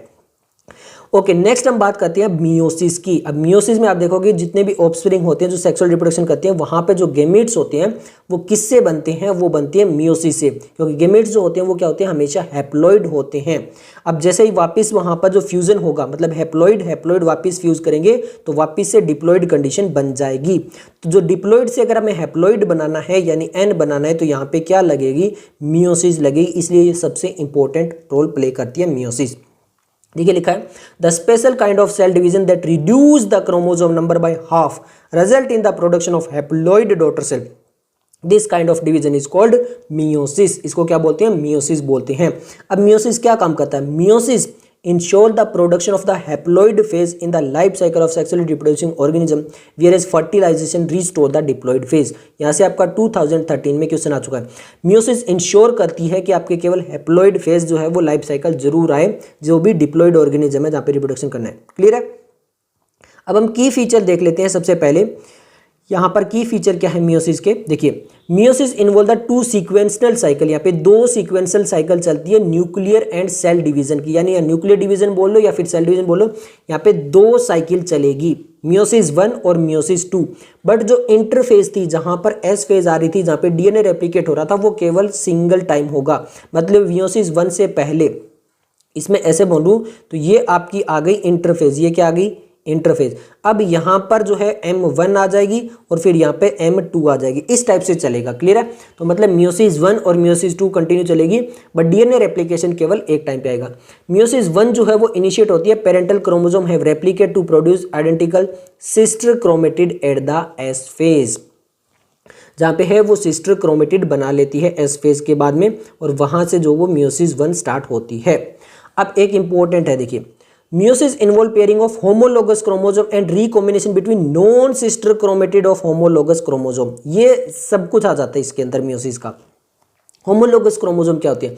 जिनका स्ट्रक्चर बिल्कुल सेम होता है, वो क्रोमोसोम जो है वो पेयर बना लेते हैं। ये एक क्रोमोसोम हो गया, क्लियर है? और ये क्या हो गया? सेकेंड क्रोमोसोम हो गया। अब यहां पर मान लीजिए बिल्कुल सेम है स्ट्रक्चर दिखने में, तभी तो पेयर होता है, तभी तो हम क्रोमोसोम को पेयर बोलते हैं। जैसे ह्यूमन के अंदर हम बोलते हैं 46 क्रोमोसोम, बट उसको बोला क्या जाता है 23 पेयर। क्यों? क्योंकि दो दो क्रोमोसोम जो है वो 1 और 2 पेयर बना चुके हैं, बिल्कुल सेम है दिखने में, इस टाइप का। तो ये दोनों क्रोमोसोम जो सेम दिखते हैं उनको बोलते हैं होमो। होमो का मतलब सेम, लोगस का मतलब स्ट्रक्चर, तो सेम स्ट्रक्चर के होते हैं। अब सिस्टर और नॉन सिस्टर क्रोमेटिड समझिए, ये एक क्रोमेटिड है ए, ये क्रोमेटिड है बी, ये वाली है सी और ये वाली है डी। तो जो ए क्रोमोसोम, ए क्रोमेटिड है, वो बी क्रोमेटिड के लिए सिस्टर है। क्यों? क्योंकि ये एक ही क्रोमोसोम की क्रोमेटिड है। तो ए और बी क्या हो गई? सिस्टर हो गई। और सी और डी क्या हो गई? ये भी सिस्टर हो गई, क्योंकि ये दो क्रोमोसोम, जो 2 नंबर क्रोमोसोम है उसकी क्रोमेटिड है। बट बी और सी क्या हो गई? नॉन सिस्टर हो गई। ये क्या हो गई? नॉन सिस्टर हो गई। मतलब बी जो है वो क्रोमेटिड है 1 वाले की, और सी जो है वो क्रोमेटिड है 2 नंबर क्रोमोसोम की। तो अब आपको समझ में आ चुका होगा, मैं बार बार नॉन सिस्टर और सिस्टर नहीं बताऊंगा। तो यहाँ पे homologous chromosome between the non sister chromatid of the homologous chromosome. Homologous chromosome homologous क्यों बोला? क्योंकि वही पेयर रहेगा, एक ही पेयर है दो क्रोमोसोम का, बट इनके बीच में जो नॉन सिस्टर क्रोमेटिड है, इनके बीच में जेनेटिक मटेरियल एक्सचेंज होगा। क्लियर हो गया? यहाँ से आपको समझ में आ गया। ये अब देखिए 4 हैप्लॉइड सेल जो वो फॉर्म्ड हो जाएंगे, मतलब 4 हैप्लॉइड सेल जो वो बन जाएंगे मियोसिस 2 के बाद में। अब यहाँ पे मियोसिस में वही चलेगा जो माइटोसिस में चल रहा था, प्रोफेज, मेटाफेज, एनाफेज, टीलोफेज। पर अगर वो 1 में चल रहे तो वो 1 हो गए, और अगर 2 में चल रहे तो प्रोफेज 2, मेटाफेज 2, एनाफेज 2 और टीलोफेज 2 हो गई। क्लियर है? अब हम स्टार्ट करते हैं मियोसिस 1 को। और मियोसिस 1 में हमने पढ़ा था कि 4 होती है, प्रोफेज, मेटाफेज, एनाफेज, टीलोफेज 1 होती है सब में।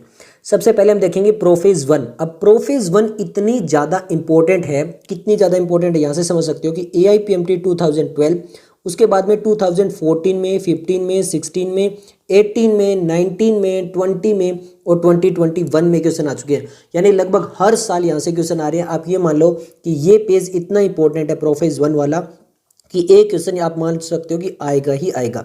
तो चलिए स्टार्ट करते हैं। देखिए, prophase of the first meiotic division is typically longer. ये ज़्यादा थोड़ी सी लॉन्ग होती है एंड मोर कॉम्प्लेक्स होती है as compare to prophase of mitosis. जो हम माइटोसिस में पढ़ के आए थे उससे ज़्यादा लॉन्ग और उससे ज़्यादा कॉम्प्लेक्स है।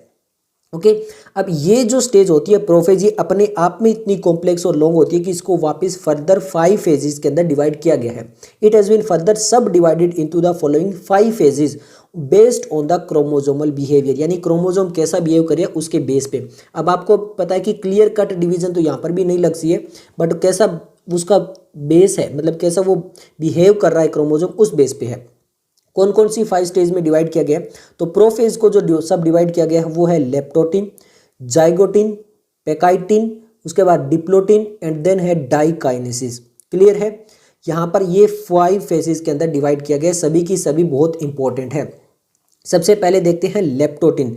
लेप्टोटिन यानी लपेटना वाला काम, यानी यहाँ पर क्या है कि इंटरफेस के बाद आया है, तो यहाँ पे जो क्रोमेटिन मटेरियल है वो क्या है, इंटरवाइन, मतलब यहाँ पर ऐसे बिखरा हुआ है, तो उसको क्या करेंगे, कंडेंस्ड करेंगे। क्या करेंगे, कंडेंस करेंगे, तो वो लेप्टोटिन के अंदर होगा, यानी लपेटने वाला काम। During leptotene stage the chromosome become gradually visible. Gradually मतलब बहुत कम, तो यहाँ पे क्रोमोसोम अच्छे से दिखाई नहीं दे रहा है under the light microscope. The compaction of chromosome continued throughout the leptotene. तो अब यहाँ पर क्या हो रहा है, जो क्रोमोसोमल मटेरियल है वो यहाँ पे क्या हो रहा है, कॉम्पैक्ट हो रहा है, यानी इकट्ठा हो रहा है। This is followed by the second stage of the prophase 1 that is called zygotene. अब क्लियर है, यहाँ पे समझ में आ गया कि लेप्टोटिन के अंदर केवल कंडेंसेशन वाला जो वर्क है वही चलता रहता है। देन उसके बाद में आ जाती है नेक्स्ट स्टेज, जिसको बोलते हैं जाइगोटिन। अब जाइगोटिन में क्या होता है, देखिए, during this stage the chromosome start pairing together and this process is association is called synapsis. ये बहुत बार आपका क्वेश्चन आ चुका है। यहाँ से बताऊं तो 2012 में, 14 में, 15 में, 16 में, 19 में, 20 और 2021 में क्वेश्चन आया हुआ है। इतना इंपॉर्टेंट है, जाइगोटिन स्टेज की बात कर रहा हूँ मैं, कंप्लीट की। क्लियर है। अब यहाँ पर ये एक इंपॉर्टेंट वर्ड इन्होंने बोला है, पेयरिंग। पेयरिंग का मतलब है कि एक क्रोमोसोम ये रहा और एक क्रोमोसोम ये रहा, तो ये जो क्रोमोसोम है जिनकी लगभग नॉर्मल शेप एंड साइज है, ये क्रोमोसोम क्या करेंगे, पेयर करेंगे। जैसे 46 क्रोमोसोम बताया था, पेयर करते हैं 23 क्रोमोसोम, तो वही क्रोमोसोम पेयरिंग वाला यानी होमोलोगस क्रोमोसोम वाला जो है वो कहाँ पे चलता है, जाइगोटिन में चलता है। देखिए लिखा हुआ है, such paired chromosome are called homologous chromosome. Homo मतलब सेम, लोगस मतलब स्ट्रक्चर, जो सेम स्ट्रक्चर वाले हैं उनका पेयर बन जाता है। मतलब एक जो होमोलोगस होता है उसमें 2 क्रोमोसोम हमें देखने को मिलते हैं। Electron micrograph of this stage indicate the chromosome synapsis is accompanied by the formation of complex structure called synaptonymal complex। यानी यहाँ पर एक कॉम्प्लेक्स स्ट्रक्चर बन जाता है, साइनेप्टोनिमल कॉम्प्लेक्स। अब मैं थोड़ा सा अगर आपको बताने की कोशिश करूँ तो देखिए, ये हो गई एक क्रोमेटिड और ये हो गई सेकेंड क्रोमेटिड। चलो इसको थोड़ा सा और मैं अच्छे से बनाता हूँ। ये मान लेते हैं हमारी एक क्रोमेटिड, क्लियर है, और ये हो गई हमारी सेकेंड क्रोमेटिड। तो यहाँ पर इसके पीछे इस टाइप से बन जाएगा ये, इसके पीछे वाला जो है वो क्या है, यहाँ पर सेकेंड क्रोमेटिड है। इसके पीछे वाला क्या है, सेकेंड क्रोमोसोम है। ये वाला आगे वाला दिखाई दे रही है फर्स्ट है, ये पीछे वाला जो दिखाई दे रहा है वो सेकेंड है। यूँ मान लीजिए कि जैसे हम हाथ जोड़ते हैं जब, ओके, तो वहाँ पर देखिए जैसे एक हमारा हैंड हो गया ये ऐसे और सेकेंड हैंड हो गया ये ऐसे, तो बिल्कुल पास पास में होता है इस टाइप से। क्लियर है, तो बिल्कुल चिपके हुए हैं, बिल्कुल आसपास में होते हैं दोनों के दोनों क्रोमोसोम। क्लियर है, तो उसको बोलते हैं synaptonemal complex. The complex formed by a pair of synapsed homologous chromosome. और ये कॉम्प्लेक्स जो फॉर्म हुआ है क्यों हुआ, क्योंकि जो आपका क्या बन चुका है, pair of synapsed homologous chromosome है वो बना चुके हैं, और उसको बोलते हैं बाईवेलेंट और टेट्राड। अब ये टेट्राड क्यों बोला, टेट्रा मतलब 4। तो ध्यान से देखिए, ये मैंने बनाई एक क्रोमेटिड, ओके, और ये मैंने बनाई कौन सी, दूसरी क्रोमेटिड। अब इसके पीछे यहाँ पर बनेगी वो कौन सी बनेगी, थर्ड, और उसके पीछे जो बनेगी वो कौन सी बनेगी, फोर्थ। तो यहाँ पे क्रोमेटिड अगर मैं काउंट करूँगा तो ये 1, ये 2, ये 3, ये 4, तो इसलिए इसको नाम दे दिया। यहाँ पे एक होमोलोगस क्रोमोसोम में क्रोमेटिड कितनी है, 4 है, तो इसको बोल दिया टेट्राड या फिर बाईवेलेंट। ये आपको क्लियर हो गया, okay. However, these are more clearly visible at the next stage। अब ये इंपॉर्टेंट है, ये बहुत इंपॉर्टेंट है। आपसे पूछ ले कि टेट्राड जो है वो क्लियरली विजिबल किस में होता है, तो नेक्स्ट स्टेज कौन सी है, पेकाइटिन। तो जो क्लियरली विजिबल होगा वो होगा पेकाइटिन में, पर इसका फॉर्मेशन कहाँ पे होगा, जाइगोटिन के अंदर होगा। The first 2 stage of the prophase that is leptotene और zygotene are short lived compare to the next stage. अगर हम पेकाइटिन से कंपेयर करें तो ये ज़्यादा शॉर्ट लिव्ड होती है, यानी पेकाइटिन जो होती है वो एज कंपेयर टू आपकी लेप्टोटिन और जाइगोटिन थोड़ी सी लॉन्ग होती है। अब आते हैं हम पेकाइटिन के अंदर। पेकाइटिन के अंदर भी यही वही क्वेश्चन आ चुके हैं, वो भी काफ़ी इंपॉर्टेंट होने वाली है पेकाइटिन तक। अब देखिए इसमें पेकाइटिन में क्या होता है, during this stage the 4 chromatid आपको समझ में आ गया, जो आपके 2 होमोलोगस क्रोमोसोम उनकी total 4 chromatid of each bivalent become distinct and clearly appear as tetrad. तो क्लियरली अपीयर कहाँ पे होगी, पेकाइटिन में होगी। This stage is characterised by the appearance of recombination nodule. अब यहाँ पे बनेगा रीकॉम्बिनेशन नोड्यूल। अब ये क्या होता है, देखिए मैंने बात की थी कि ये हमारा हो गया एक क्रोमेटिड और ये हो गया दूसरा क्रोमेटिड। अब इसी के पीछे जो है वो होती है हमारी सेकेंड क्रोमोसोम। क्लियर है, यहाँ पे होता है सेकंड क्रोमोसोम। तो अब ये जो क्रोमेटिड है इसका ये पार्ट मान लेता हूँ मैं ए, ओके, और इस क्रोमेटिड का ये मैं पार्ट मान लेता हूँ बी। तो इनके बीच में जो है क्रोमोसोम तो ये अलग अलग हो गए, क्योंकि आगे वाला फर्स्ट क्रोमोसोम हो गया, पीछे वाला सेकंड क्रोमोसोम हो गया, बट क्रोमेटिड यहाँ पर जो है वो फर्स्ट और सेकंड क्रोमोसोम वाले की वो एक्सचेंज करिए मेटेरियल, और ये जो बनाए हैं इसी को बोलते हैं हम, इसकी बात कर रहा है, ये क्या बनाता है, रिकॉम्बिनेशन नोड्यूल होता है, ठीक है। अब ये देखिए आगे लिखा हुआ है the site eight which crossing over occur between non sister chromatid. अब नॉन सिस्टर मैंने आपको पहले ही बता दिया था, मियोसिस में ही बता दिया था कि नॉन सिस्टर क्या होती है, ऑफ द होमोलोगस क्रोमोसोम, यानी जो अलग अलग क्रोमोसोम है उनकी क्रोमेटिड के बीच में crossing over is the exchange of genetic material. अब क्रॉसिंग ओवर में क्या रहा है, जो जेनेटिक मटेरियल उसका एक्सचेंज हो रहा है between the two homologous chromosome. Clear हो गया। Crossing over is also an enzyme mediated process and the enzyme involve is called recombination. ये तो हमने बायोमोलिक्यूल के अंदर देखा था कि कोई भी रिएक्शन होगी उसके अंदर एंजाइम होंगे, कैटलिस्ट होंगे जो उसको फास्ट करेंगे, और यहाँ पे जो एंजाइम है वो रिकॉम्बिनेज है। ये आपका नीट में 2 बार आ चुका है, एक बार भी नहीं 2 बार ये क्वेश्चन पूछा जा चुका है कि in the recombination nodule which of the following enzyme is involved. तो कौन सा एंजाइम है, रिकॉम्बिनेज एंजाइम है। क्लियर है। Crossing over lead to the recombination of genetic material on the 2 chromosome. Recombination between homologous chromosome is completed by the end of pachytene. यानी जो हमारा recombination हो रहा था 2 नॉन सिस्टर के बीच में वो कंप्लीट हो जाता है जैसे ही पेकाइटिन स्टेज कंप्लीट होती है, living the chromosome linked at the site of chromosome. But वो जो आपके क्रोमोसोम है दोनों के दोनों वो अभी भी क्या है, आपस में लिंक है, यानी ये वाले जो हैं वो अभी भी ऐसे बिल्कुल गले मिले हुए हैं, एक दूसरे के आसपास है। ये 1 वाला और 2 वाला अभी भी अलग अलग नहीं हुए हैं। तो आप पूछोगे फिर ये अलग अलग कब होंगे, ये अलग अलग होंगे नेक्स्ट स्टेज में। जो डिप्लोटिन स्टेज है यहाँ से आपका 2018 और 2020 में क्वेश्चन आ चुका है, ठीक है। मैंने वैसे तो आपको बता दिया, पूरा पेज ही कंप्लीट, बहुत इंपॉर्टेंट है। डिप्लोटिन की बात करते हैं। अब यहाँ पे क्या होगा, the beginning of the diplotene is recognised by the dissolution of synaptonemal complex. अब साइनेप्टोनीमल कॉम्प्लेक्स कैसा होगा, यहाँ पर जो हमने क्रोमोसोम बताए थे, ओके, ये मैंने वापस एक क्रोमोसोम बना दिया, क्लियर है, और ये वाला मैंने सेकेंड क्रोमोसोम यहाँ पे बना दिया, ठीक है, ये मैंने यहाँ पे सेकंड क्रोमोसोम बना दिया।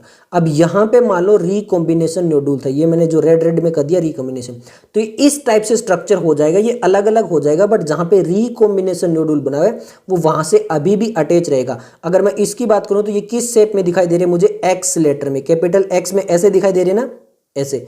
तो ये कहाँ पे होता है, डिप्लोटिन स्टेज में होता है, ये लिखा हुआ है देखिए। The tendency of the recombination homologous chromosome of the bilayer to separate from each other except at the site of crossing over। यानी जो 2 नॉन सिस्टर क्रोमेटिड के बीच में जहाँ पे क्रॉसिंग ओवर था उसको छोड़कर बाकी ये सेपरेट हो जाते हैं। दीज एक्सेप्ट स्ट्रक्चर, अब समझ में आ गया एक्सेप्ट क्यों बोला गया, आर कॉल्ड काइजमाटा, और उसको क्या बोला जाता है, काइजमाटा बोला जाता है। अब ये डिप्लोटिन स्टेज में यहाँ पे एक बहुत इंपॉर्टेंट लाइन लिखी हुई है, देखिए स्टार लगा रहा हूँ, in oocyte of some vertebrate diplotene can last for month और ईयर। अब ऐसा क्यों बोला गया, यानी आप ये देखते हो कि जैसे फीमेल है, ओके, ह्यूमन की बात कर रहा हूँ, तो वहाँ पे जो आपकी ओवरीज जो होती है वो बन जाती है। एग्स का जो स्टार्टिंग का प्रोसेस जो होता है वो कहाँ पे बन जाता है, स्टार्टिंग में जब वो आपके मतलब प्रेग्नेंट टाइम होते हैं उसी टाइम बन जाते हैं। बट जो मेनोपेज, जो मेनार्च होता है, जो स्टार्ट होता है आपका, ठीक है, मेनार्च जब होता है, जब मेंस्ट्रुअल साइकिल स्टार्ट होती है, जब वो आपका ओवम कंप्लीट डेवलप होता है, वो कब स्टार्ट होता है, वो होता है जब आपकी प्यूबर्टी स्टेज स्टार्ट होती है। तो उसके बीच में कितना टाइम पीरियड हो गया, तो एक्चुअल में वो यहाँ पर ये बताने की कोशिश करा कि वो oocyte जो होती है वर्टिब्रेट्स में, वो इस स्टेज में आके जो है वो क्या कर जाती है, स्टॉप हो जाती है। जब वहाँ पे वापस मेंस्ट्रुअल साइकिल स्टार्ट होती है तब वो जाके स्टार्ट होती है। इसलिए ये स्टेज होती है वो सबसे लॉन्ग हो सकती है, फीमेल के अंदर मंथ्स और ईयर तक जा सकती है। ओके, नेक्स्ट जो हमारी स्टेज है वो है डायाकाइनेसिस। और डायाकाइनेसिस इतनी इंपॉर्टेंट है कि यहाँ से 2015 में, 16 में, 2020 और 2021 में क्वेश्चन आ चुका है। क्लियर है। ओके, तो अब हम बात करते हैं डायकाइनेसिस के बारे में। The final stage of meiosis is diakinesis. This is marked by the terminalisation of chiasmata. यानी ये जो काइजमाटा बना था अब वो अलग अलग क्रोमोजोम हो चुके हैं पूरी तरह से, बिल्कुल आसपास तो अभी भी हैं बट वो क्रोमोजोम क्या हो चुके हैं, बिल्कुल अलग अलग हो चुके हैं। और एक्सेप्ट स्ट्रक्चर जो वो अभी भी है और बट पास पास अभी भी है। क्लियर है। तो ये चीज यहाँ पे हमें दिखाई देती है। During this phase of the chromosome are fully condense, यहाँ पे क्रोमोजोम फुल्ली कंडेंस हो जाती है। Meiotic spindle is assembled to prepare the homologous chromosome for separation. By the end of the diakinesis the nucleus disappear, क्योंकि वही हो रहा है जो प्रोफेज हमने माइटोसिस में पढ़ा था, वही होगा सब कुछ। जो न्यूक्लियर मेम्ब्रेन है वो डिसअपियर हो जाएगी, न्यूक्लियर एम्ब्ले also break down, diakinesis represent transition to metaphase में चला जाएगा। क्लियर है, ओके। अब हम चलते हैं नेक्स्ट स्टेज मेटाफेज। मेटाफेज में वही होगा, बट अब मैं आपको डिफरेंस बताता हूं क्या है। डिफरेंस ये है कि जो माइटोसिस थी वहां पे क्रोमेटिड सेपरेट हो रहे थे, बट क्योंकि यहां पे आपके क्या है, होमोलोगस क्रोमोजोम का पेयर बना हुआ है। क्या बना हुआ है? होमोलोगस क्रोमोजोम का पेयर बना हुआ है। तो यहां पे जो सेपरेशन होगा वो पूरे पूरे क्रोमोजोम का होगा, जो मियोसिस 1 होगी उसके अंदर। क्लियर है। मियोसिस 1 के अंदर ये वाला जो क्रोमोजोम है ये इस साइड चला जाएगा और ये वाला जो क्रोमोजोम है इस साइड चला जाएगा। यानी यहाँ पे केवल होमोलोगस क्रोमोजोम यानी जो पेयर ऑफ क्रोमोजोम है केवल वही अलग होंगे और बाकी क्रोमोजोम का क्रोमोजोम रहेगा। क्रोमेटिड यहाँ पर सेपरेट नहीं होंगे। तो देखिए मेटाफेज में द बाइवेलेंट क्रोमोजोम अलाइंग एट द इक्वेटोरियल पॉइंट, वही है बाइवेलेंट यानी homologous chromosome. The microtubule from the opposite pole of the spindle attach to the kinetochore, वापस काइनेटोकोर पे आएंगे होमोलोगस क्रोमोजोम पे। ये इंपॉर्टेंट है। अब डायग्राम समझते हैं। देखो प्रोफेज 1 है, ये सब कुछ काम हो चुका, जो भी यहाँ पे साइनेटोनिमल कॉम्प्लेक्स वगैरह वो बनने थे, ठीक है, क्रॉसिंग ओवर हो चुकी है। अब मेटाफेज के अंदर देखो पूरा क्रोमोजोम है, यहाँ पे पूरा क्रोमोजोम है, यहाँ पे ये इसके सेम स्ट्रक्चर का, इसके सेम स्ट्रक्चर का, रेड ब्लू में आपको दिखाई दे रहा होगा। अब यहाँ पे देखोगे एक क्रोमोजोम के पास में वही वापस 2 क्रोमेटिड कंप्लीट है, यहाँ पे भी 2 क्रोमेटिड है, यहाँ पे भी 2, यहाँ पे भी 2। तो यहाँ पर भी आप देखोगे वो चीजें चल रही है, बट यहाँ पे पूरा क्रोमोजोम अलग अलग जा रहा है, क्रोमेटिड अब भी सेपरेट नहीं हुई है। आगे लिखा देखिए, the homologous chromosome separate while sister chromatid remain associate. Sister non sister समझ में आ गया, मतलब एक क्रोमोजोम में ये दोनों क्रोमेटिड सिस्टर कहलाती है, इसमें ये क्रोमोजोम में ये सिस्टर, बट इसके लिए नॉन सिस्टर हो सकती है। तो ये सिस्टर क्रोमेटिड जो होती है वो अब भी अलग नहीं हुई है, सेपरेट नहीं हुई है, वो रिमेन एसोसिएटेड होती है। नेक्स्ट हमारा टीलोफेज 1। अब टीलोफेज 1 में क्या होता है, the nuclear membrane and nucleolus reappear. वापस वही टीलोफेज वाला जो माइटोसिस में पढ़ा था, कुछ ऐसा ही, but cytokinesis follow and this is called dyad of cell. But cytokinesis हो जाता है, इसको बोलते हैं dyad of cell. Although in many cases the chromosome do undergo some dispersion. तो इस टाइम पे क्रोमोजोम जो वो डिस्पर्जन का मतलब है थोड़ा सा जो आपका क्रोमेटिन मेटेरियल वो बिखरने लगता है। क्रोमोजोम जो होते हैं वो थोड़े से वापस अपनी शेप एंड साइज से बिखरने लगते हैं, बट वो do not reach the extremely extend state of the interface, मतलब कंप्लीट नहीं बिखरते हैं। मान लीजिए ये आपका क्रोमोजोम था, ठीक है, ये बिखरता कुछ ऐसे ऐसे बिखर जाता है, बट ऐसा नहीं है कि पूरे क्रोमेटिन फाइबर ही अलग अलग हो, ऐसा नहीं पहुंचता है। जो इंटरफेस में होता है वैसा नहीं पहुंच पाता है।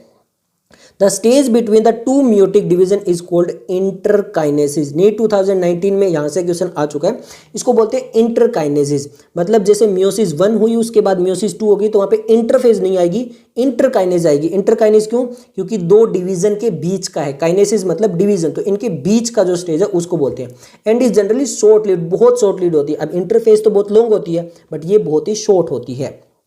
अब इस टाइम पे क्या होता है, there is no replication of DNA. यहाँ पर डीएनए का रेप्लिकेशन भी नहीं होता इंटरकाइनेसिस में, और इंटरकाइनेसिस होती है वो प्रोफेज 2 में चली जाती है, ओके, जो कि प्रोफेज 1 से ज़्यादा सिंपल है। अब मियोसिस 2 देखते हैं। मियोसिस 2 में देखिए क्या हो रहा है, प्रोफेज 2 ये बिल्कुल सेम माइटोसिस की तरह, जो हम माइटोसिस में पढ़ के आए हैं बिल्कुल सेम वैसा ही होगा। यहाँ पे जो आपके क्रोमेटिड है, जो आपके सिस्टर क्रोमेटिड है वो सेपरेट हो जाएंगे, यानी यहाँ पे जो प्राइमरी कॉन्स्ट्रिक्टर था, जो सेंट्रोमियर था, वो केवल यहीं पे जाके ब्रेक डाउन होगा, इससे पहले नहीं हुआ है। Meiosis 2 is initiated immediately after cytokinesis, usually before the chromosome है fully condensed. In contrast meiosis 1 meiosis 2 resemble the normal mitosis, यानी मियोसिस 2 जो वो नॉर्मल माइटोसिस को रिजेंबल करती है। द न्यूक्लियर मेम्ब्रेन वापस वही डिसअपियर होंगे। By the end of prophase the chromosome again become compact हो जाएंगे। मेटाफेज 2 में वापस वही आएगा। At this stage the chromosome अलाइंग at the equator and the microtubule from opposite pole the spindle get attached to the kinetochore of the sister chromatid. Clear है, पहले homologous chromosome पे हो रहे थे, अब ये सिस्टर क्रोमेटिड पे आ जाएंगे जैसा होता है। क्लियर है, और यहाँ से आपका एनाफेज 2 से जो है वो 2021 में क्वेश्चन आ चुका है। क्यों, देखिए, in the beginning of the simultaneous splitting of the centromere of each chromosome which was holding the sister chromatid together. अब यहाँ पे देखिए जो स्प्लिटिंग ऑफ सेंट्रोमियर है, जो आपका एक क्रोमोजोम 2 क्रोमेटिड होती है उनको जो पास में रखता है प्राइमरी कॉन्स्ट्रिक्टर या फिर सेंट्रोमियर, वो स्प्लिट होता है एनाफेज 2 के अंदर जाके। allowing them to the move toward opposite pole of the cell, shortening of the microtubule as to kinetochore, ये सब कुछ चलता रहता है। क्लियर है। अब यहाँ पे आप देखोगे आगे टीलोफेज में वही होगा जो हमारी टीलोफेज माइटोसिस में होता है। मियोसिस एंड हो जाएगी in which the two group of chromosome once again yet enclosed by a nuclear envelope, cytokinesis follow resulting in the formation of tetrad of the cell, यानी 4 हैप्लॉइड डॉटर सेल बन जाएगी। Diagram देख लेते हैं। यहाँ पे देखो प्रोफेज 2 है, यहाँ पे आप देखो एक एक क्रोमोसोम बचा है अलग अलग। अब देखो यहाँ पे केवल क्रोमोसोम है सिंगल, इसमें देखोगे सिंगल क्रोमोसोम है।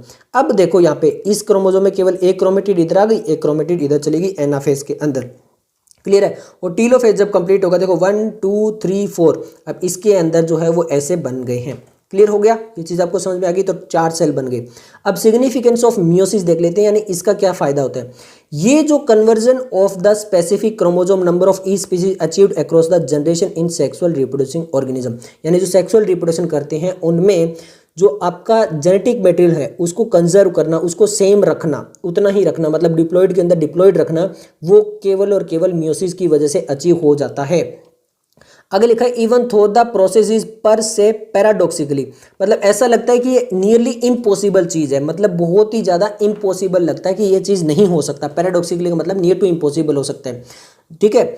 Resulting in the reduction of chromosome number by half, यानी क्रोमोसोम नंबर को हाफ करना, ऐसा लगता है कि ये एक इम्पॉसिबल चीज़ है, किसी चीज़ को हाफ कैसे करेंगे, बट ये कौन कर पाता है, मियोसिस कर पाता है। और इसकी वजह से इंक्रीज हो जाती है जेनेटिक वेरिएबिलिटी। क्यों? क्योंकि क्रॉसिंग ओवर हुई थी, मतलब जेनेटिक मटेरियल एक्सचेंज भी हुआ था, उसकी वजह से वेरिएबिलिटी आ जाती है, जो बहुत ही इंपॉर्टेंट है वेरिएशन के लिए, और जो बहुत ही इंपॉर्टेंट प्रोसेस रोल प्ले करता है इवोल्यूशन के अंदर।